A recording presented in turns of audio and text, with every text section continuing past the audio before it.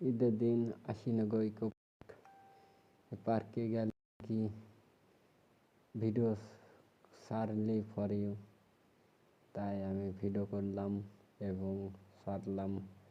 আপনারা দেখেন কত লোক, কতজন সবাই রিয়েকশন দেয় ভিডিও ছাড়িতে। খুবই সুন্দর একটা পার্ক আমাদের দৌলতপুর তারাগনিয়া আশিনগর ইকো পার্ক।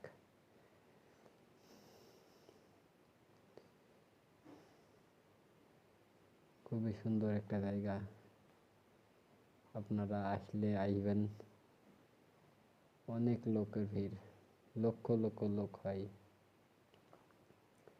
এই ঈদে আরো অনেক বেশি লোক হয়েছে।